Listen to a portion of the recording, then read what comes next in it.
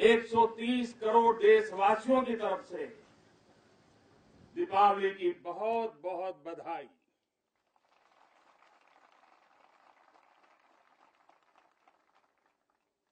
देश की सरहद पर हो, आसमान में या समंदर के विस्तार में, बर्फीली चोटियों पर हो या घने जंगलों में, राष्ट्र रक्षा में जुटे हर वीर बेटे बेटी, हमारी सेनाएं, बीएसएफ, आईटीबीपी,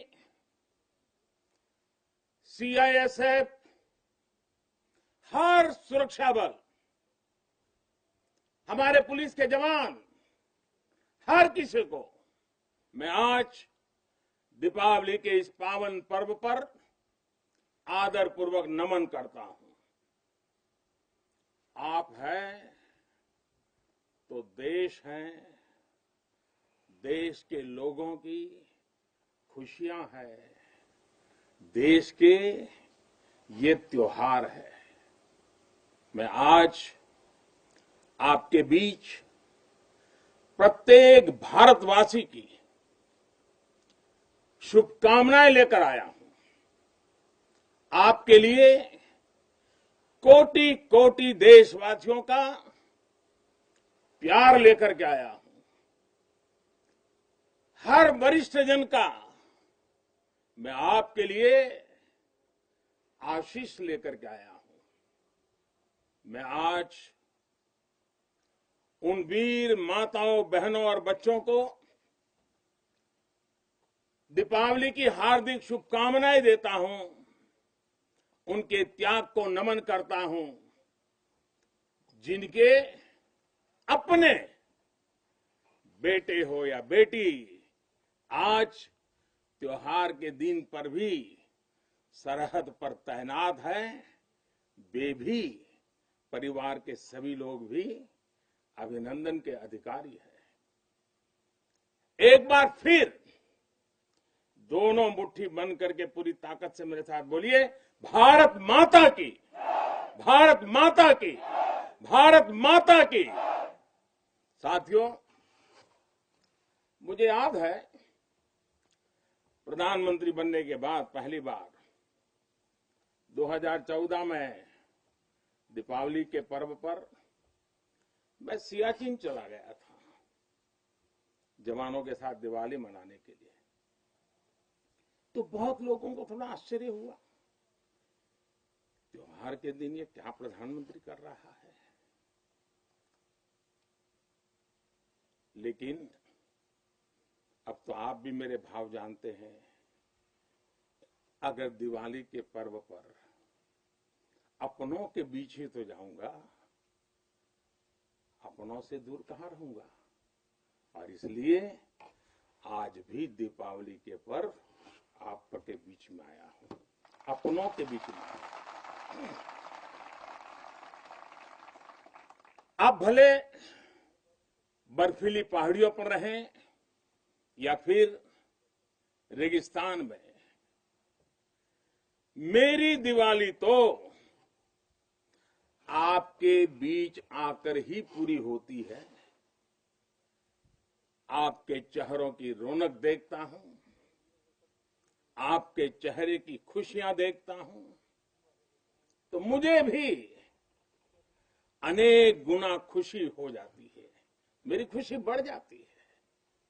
इसी खुशी के लिए, देशवासियों के उल्लास को आप तक पहुंचाने के लिए आज मैं फिर एक बार इस रेगिस्तान में आपके बीच में आया हूं। और एक बात आपके लिए, मैं त्योहार का दिन है तो थोड़ी सी मिठाई भी लेके आया हूं। लेकिन ये सिर्फ देश का प्रधानमंत्री मिठाई लेके नहीं आया है। ये मेरी ही नहीं, ये सभी देशवासियों के प्रेम और अपनेपन का स्वाद भी उसके साथ लेकर के आया हूं।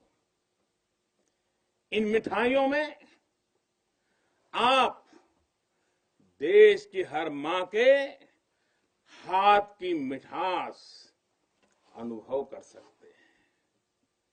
इस मिठाई में आप हर भाई बहन और पिता के आशीर्वाद को महसूस कर सकते हैं और इसलिए मैं आपके बीच अकेला नहीं आता।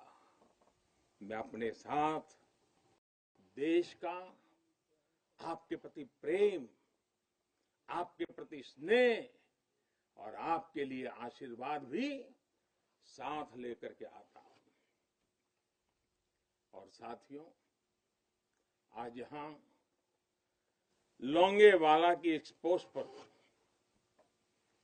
तो देश भर की नजरें भी आप पर है। मां भारती के लाडलों, मेरी इन बेटियां, मेरे देश की गौरव देने वाली बेटियां जो मेरे सामने बैठी हैं, उन पर देश की नजर है। मुझे लगता है कि देश की सरहद पर अगर किसी एक पोस्ट का नाम देश के सबसे ज्यादा लोगों को याद होगा, अनेक पीढ़ियों को याद होगा, तो उस पोस्ट का नाम है लोंगेवाला पोस्ट। हर किसी की जुबान पर है। एक ऐसी पोस्ट जहां गर्मियों में तापमान 50 डिग्री को छूता है, तो सर्दियों में शून्य से नीचे चला जाता है। और मई जून में ये बालू जिस प्रकार से आती हैं, एक दूसरे का चेहरा भी नहीं देख पाते।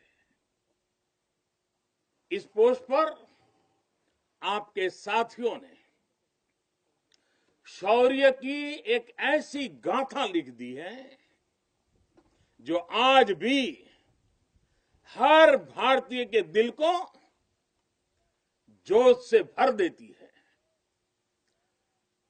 लोंगेवाला का नाम लेते ही हृदय की गहराई से, मन मंदिर से यही प्रकट होता है, जो बोले सो निहाल, सत श्री अकाल। ये जयकारा कानों में गूंजने लगता है। साथियों, जब भी सैन्य कुशलता के इतिहास के बारे में लिखा पढ़ा जाएगा, जब सैन्य पराक्रम की चर्चा होगी, तो बैटल ऑफ लोंगेवाला को जरूर याद किया जाएगा। ये वो समय था जब पाकिस्तान की सेना बांग्लादेश के निर्दोष नागरिकों पर अत्याचार कर रही थी, जुल्म कर रही थी, नरसंहार कर रही थी। बहन बेटियों पर अमानवीय जुल्म हो रहे थे और पाकिस्तान की सेना के लोग कर रहे थे। इन हरकतों से पाकिस्तान का घृणित चेहरा उजागर हो रहा था, भयंकर रूप दुनिया के सामने पाकिस्तान का प्रकट हो रहा था। इन सब से दुनिया का ध्यान हटाने के लिए पाकिस्तान ने हमारे देश की पश्चिमी सीमाओं पर मोर्चा खोल दिया। पाकिस्तान को लगता था कि भारत की पश्चिम सीमा पर मोर्चा खोल दूंगा, दुनिया में भारत ने ये कर दिया, भारत ने वो कर दिया करके रोता रहूंगा और बांग्लादेश के सारे पाप उनके छिप जाएंगे। लेकिन हमारे सैनिकों ने जो मुंह तोड़ जवाब दिया, पाकिस्तान को लेने के देने पड़ गए। साथियों, यहां इस पोस्ट पर दिखाए गए पराक्रम की गूंज, इस गूंज ने दुश्मन का हौसला तोड़ दिया था। उसको क्या पता था कि हां, उसका सामना मां भारती के शक्तिशाली बेटे बेटियों से होने वाला है। मेजर कुलदीप सिंह चांदपुरी के नेतृत्व में भारतीय वीरों ने टैंकों से लैस दुश्मन के सैनिकों को धूल चटा दी।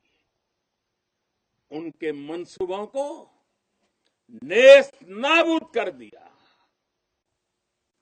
कभी कभी मुझे लगता है कि कुलदीप जी के माता पिता ने उनका नाम कुलदीप भले रखा था, उनको लगा होगा ये कुल का दीपक है, लेकिन वो कुलदीप जी ने अपने पराक्रम से उस नाम को ऐसे सार्थक कर दिया कि वे सिर्फ कुलदीप नहीं, वे राष्ट्रदीप बन गए।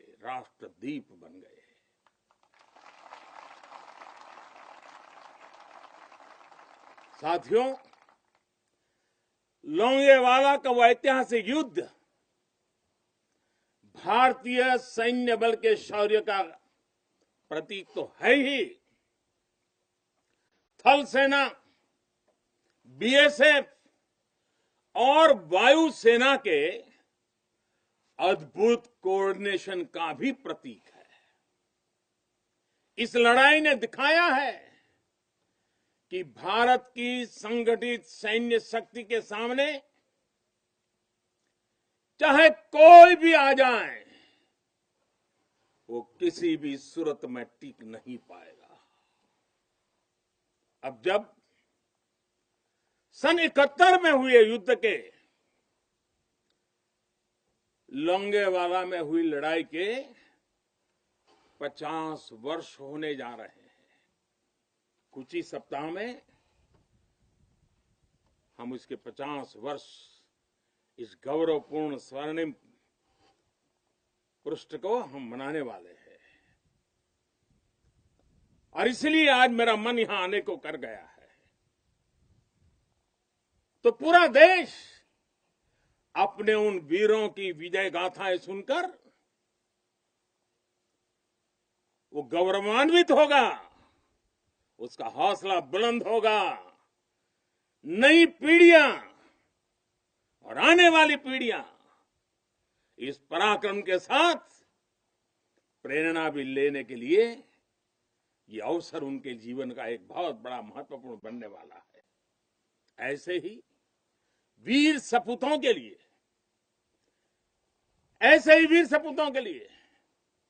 राजस्थान की भूमि के ही एक कवि नारायण सिंह भाटी ने लिखा है,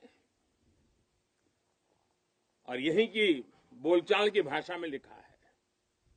उन्होंने लिखा है, इन जैसे घर इन जैसे गगन, इन जैसे घर इन जैसे गगन, इन जैसे सह इतिहास, इन जैसी सह पीढ़ियां, पाची तणे प्रकाश, प्राची तणे प्रकाश।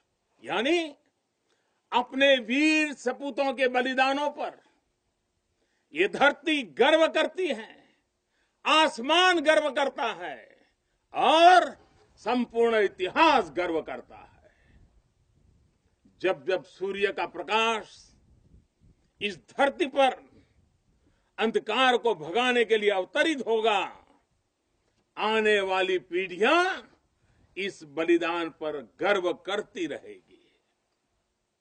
साथियों, हिमालय की बुलंदियां हो, रेगिस्तान में बालू की ढेर हो, घने जंगल हो या फिर समंदर की गहराई हो, हर चुनौती पर हमेशा आपकी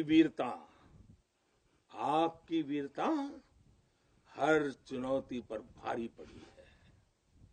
आप में से अनेक साथी अगर आज यहां रेगिस्तान में डटे हैं तो आपको हिमालय की ऊंचाइयों का भी अनुभव है। स्थिति परिस्थिति कोई भी हो, आपका पराक्रम, आपका शौर्य अतुलनीय है। इसी का असर है कि आज दुश्मन भी ये एहसास है कि भारत के जांबाजों की कोई बराबरी नहीं है। आपके इसी शौर्य को नमन करते हुए आज भारत के 130 करोड़ देशवासी आपके साथ मजबूती से खड़े हैं। आज हर भारतवासी को अपने सैनिकों की ताकत और शौर्य पर गर्व है। उन्हें आपकी अजेयता पर, आपके अपराजेयता पर गर्व है। दुनिया की कोई भी ताकत हमारे वीर जवानों को देश की सीमा की सुरक्षा करने से न रोक सकता है, न टोक भी सकता है। साथियों, दुनिया का इतिहास हमें ये बताता है कि केवल वही राष्ट्र सुरक्षित रहे हैं, वही राष्ट्र आगे बढ़े हैं जिनके भीतर आक्रांताओं का मुकाबला करने की क्षमता थी। अगर आज का दृश्य देखें, भले ही इंटरनेशनल कोऑपरेशन कितना ही आगे क्यों न आ गया हो, समीकरण कितने ही बदल क्यों न गए हो, लेकिन हम कभी नहीं भूल सकते कि सतर्कता ही सुरक्षा की राह है।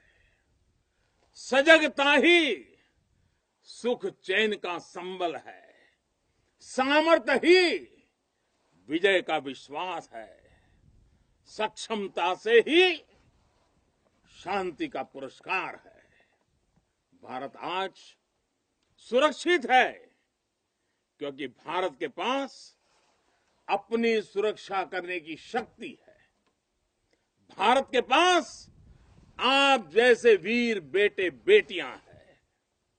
साथियों, जब भी जरूरत पड़ी है, भारत ने दुनिया को दिखाया है कि उसके पास ताकत भी है और सही जवाब देने की राजनीतिक इच्छा शक्ति भी है। हमारी सैन्य ताकत, उसने आज हमारे नेगोशिएटिंग पावर को भी अनेक गुना बढ़ा दिया है। उनके पराक्रम से बढ़ा है, उनकी संकल्प शक्ति से बढ़ा है। आज भारत आतंकियों को, आतंक के आकाओं को घर में घुस करके मारता है। आज दुनिया ये जान रही है, समझ रही है कि ये देश अपने हितों से किसी भी कीमत पर रत्ती भर भी समझौता करने वाला नहीं है। भारत का ये रुतबा, ये कद आपकी शक्ति और आपके पराक्रम के कारण ही है। आपने देश को सुरक्षित किया हुआ है, इसलिए आज भारत वैश्विक मंचों पर प्रखरता के साथ अपनी बात रखता है। साथियों, आज पूरा विश्व विस्तारवादी ताकतों से परेशान है। विस्तारवाद एक तरह से मानसिक विकृति है और 18वीं शताब्दी की सोच को दर्शाता है।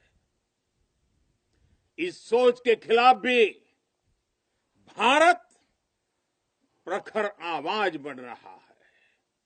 साथियों, आज भारत बहुत तेजी के साथ अपने डिफेंस सेक्टर को आत्मनिर्भर बनाने की तरफ बहुत तेजी से कदम उठा रहा है, आगे बढ़ रहा है। हाल ही में हमारी सेनाओं ने निर्णय लिया है कि वो 100 से ज्यादा अलग अलग प्रकार की जो आवश्यकताएं, खासकर हथियार और साजो सामान, उसको अब विदेशों से नहीं लेंगे, भारत में उत्पाद की हुई चीजें ही लेंगे। यही का उत्पाद और उसके लिए जो आवश्यक होगा करेंगे। ये निर्णय छोटा नहीं है। इसके लिए सीने में बहुत बड़ा दम लगता है, अपने जवानों पर विश्वास लगता है। मैं आज इस मौके पर और त्याग और तपस्या की एक महत्वपूर्ण भूमि से मैं अपनी सेनाओं को उनके इस महत्वपूर्ण फैसले के लिए बहुत बहुत बधाई देता हूं। ये निर्णय छोटा नहीं, मैं जानता हूं। फैसला सेना ने लिया, आत्मनिर्भर भारत का एक बहुत बड़ा हौसला बढ़ाने वाला निर्णय लिया। लेकिन सेना के इस फैसले से देशवासियों में भी, 130 करोड़ देशवासियों में ऐसा मैसेज चला गया, सब दूर चला गया। और वो मैसेज क्या गया? लोकल के लिए वोकल होने का। सेना के एक निर्णय ने 130 करोड़ देशवासियों को लोकल के लिए वोकल होने की प्रेरणा दी। मैं आज देश के नौजवानों से, देश की सेनाओं से, सुरक्षा बलों से, पैरामेडिकल फोर्सेस से एक के बाद एक इस प्रकार निर्णयों के अनुकूल भारत में भी मेरे देश के युवा ऐसी ऐसी चीजों का निर्माण करेंगे, ऐसी ऐसी चीजें बना करके लाएंगे। हमारे सेना के जवानों की, हमारे सुरक्षा बल के जवानों की ताकत भी बढ़ेगी। हाल के दिनों में अनेक स्टार्टअप्स सेनाओं की जरूरतों को पूरा करने के लिए आगे आए हैं। डिफेंस सेक्टर में नौजवानों के नए स्टार्टअप्स देश को आत्मनिर्भरता के मामले में और तेजी से आगे ले जाएंगे। साथियों, रक्षा क्षेत्र में आत्मनिर्भर भारत देश के बढ़ते हुए सामर्थ्य का लक्ष्य है। सरहद पर शांति। आज भारत की रणनीति साफ है, भारत की रणनीति स्पष्ट है। आज का भारत समझने और समझाने की नीति पर विश्वास करता है, समझने की भी और समझाने की भी। लेकिन अगर हमें आजमाने की कोशिश की, फिर तो जवाब भी उतना ही प्रचंड मिलेगा। साथियों, देश की अखंडता देशवासियों की एकता पर निर्भर करती है। शांति, एकता, सद्भावना देश के भीतर देश की अखंडता को ऊर्जा देती है। सीमा की सुरक्षा सुरक्षा बलों की शक्ति के साथ जुड़ी है। सीमा पर हमारे जाबाजों का हौसला बुलंद रहे, उनका मनोबल आसमान से भी ऊंचा रहे, इसलिए उनकी हर आवश्यकता, हर जरूरत आज देश की सर्वोच्च प्राथमिकताओं में है। उनके परिवार की देखभाल ये देश का दायित्व है। बीते समय में सैनिकों के बच्चों की शिक्षा और रोजगार को लेकर भी अनेक फैसले लिए गए हैं। पिछले वर्ष जब मैंने दूसरी बार शपथ ली थी, मेरा पहला फैसला ही शहीदों के बच्चों की शिक्षा से जुड़ा हुआ था। इसके तहत नेशनल डिफेंस फंड के अंतर्गत मिलने वाली स्कॉलरशिप को बढ़ाया गया है। साथियों, सुविधा के साथ साथ वीरों के सम्मान के लिए भी देश में अभूतपूर्व प्रयास चल रहे हैं। नेशनल वॉर मेमोरियल, राष्ट्रीय समर स्मारक, या फिर नेशनल पुलिस मेमोरियल हो, ये दोनों स्मारक देश के शौर्य के सर्वोच्च प्रतीक बनकर देशवासियों को, हमारी नई पीढ़ी को प्रेरित कर रहे हैं। साथियों, मुश्किल चुनौतियों के बीच आपका व्यवहार, आपका टीम वर्क देश को हर मोर्चे पर इसी जज्बे के साथ लड़ने की सीख देता है। आज देश इसी भावना से कोरोना जैसी महामारी के खिलाफ भी जंग लड़ रहा है। देश के हजारों डॉक्टर्स, नर्सिस, हेल्पर्स और सपोर्ट स्टाफ दिन रात बिना रुके, बिना थके काम कर रहे हैं। देशवासी भी इस जंग को फ्रंट लाइन वॉरियर्स की तरह लड़ रहे हैं। इतने महीनों से हमारे देशवासी पूरे अनुशासन का पालन कर रहे हैं, मास्क जैसी सावधानियों का पालन कर रहे हैं और अपने और अपनों के जीवन की भी रक्षा कर रहे हैं। लेकिन हमें ये भी एहसास है कि अगर हमें मास्क पहनने में ही इतनी तकलीफ होती है, तो आपके लिए ये सुरक्षा जैकेट्स, न जाने आपके शरीर पर कितनी चीजें आपको लादनी पड़ती हैं। इतना सब कुछ पहनना कितना कठिन होता होगा।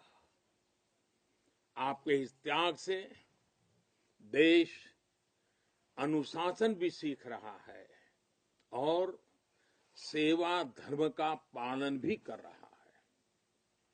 साथियों, सीमा पर रहकर आप जो त्याग करते हैं, तपस्या करते हैं, वो देश में एक विश्वास का वातावरण बनाता है। हर हिंदुस्तानी के अंदर एक नया कॉन्फिडेंस लेवल लाता है। ये विश्वास होता है कि मिलकर बड़ी से बड़ी चुनौती का मुकाबला किया जा सकता है। आपसे मिली इसी प्रेरणा से देश महामारी के इस कठिन समय में अपने हर नागरिक के जीवन की रक्षा में जुटा हुआ है। इतने महीनों से देश अपने 80 करोड़ से ज्यादा नागरिकों के भोजन की व्यवस्था कर रहा है, लेकिन इसके साथ ही देश अर्थव्यवस्था को फिर से एक बार गति देने का भी पूरे हौसले से प्रयास कर रहा है। देशवासियों के इसी हौसले का परिणाम है कि आज कई सेक्टर्स में फिर से रिकॉर्ड रिकवरी और ग्रोथ दिख रहा है। ये अलग अलग प्रकार की सब लड़ाइयां, ये सब सफलताएं, इनका श्रेय सीमा पर डटे हमारे जवानों को जाता है, आपको जाता है। साथियों, हर बार, हर त्योहार में जब भी मैं आपके बीच आता हूं, जितना समय आप सबके बीच बिताता हूं, जितना आपके सुख दुख में शामिल होता हूं, राष्ट्र रक्षा का, राष्ट्र सेवा का मेरा संकल्प उतना ही मजबूत होता है।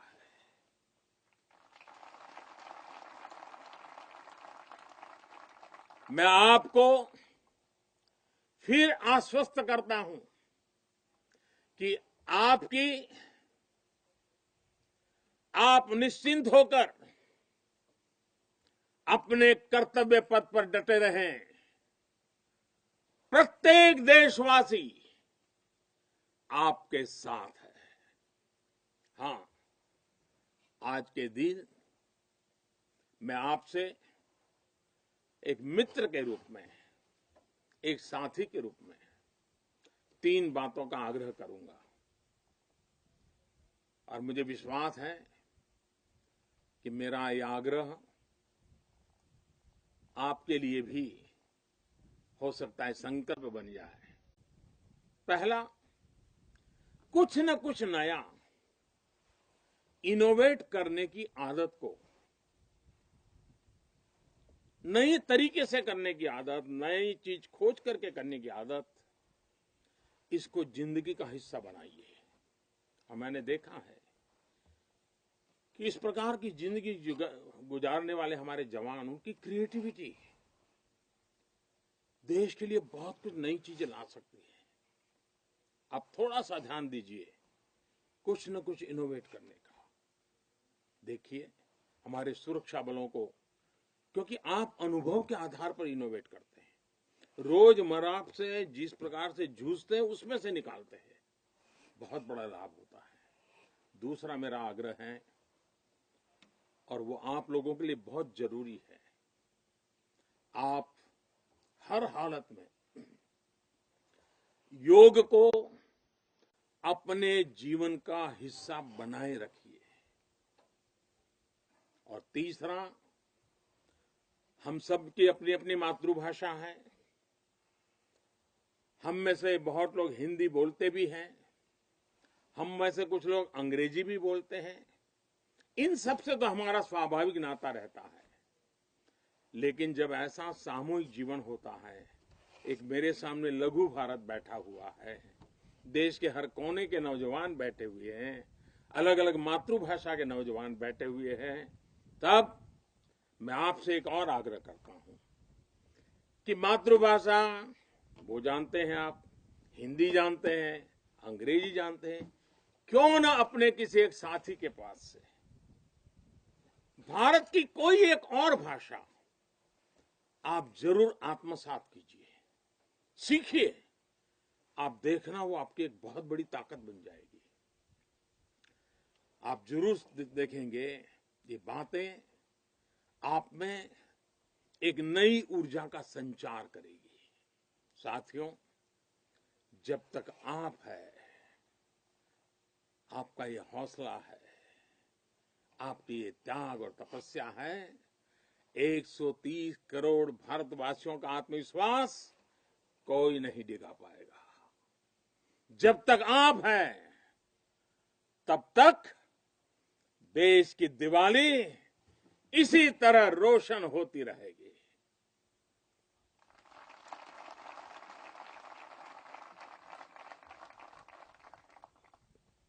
लोंगेवाला की इस पराक्रमी भूमि से, वीरता और साहस की भूमि से, त्याग और तपस्या की भूमि से मैं फिर एक बार आप सबको भी और देशवासियों को भी दीपावली की अनेक अनेक शुभकामनाएं देता हूं। मेरे साथ पूरी ताकत के साथ दोनों मुट्ठी ऊपर करके पूरी ताकत से बोलिए, भारत माता की, भारत माता की, भारत माता की, भारत माता की, भारत माता की। बहुत बहुत धन्यवाद।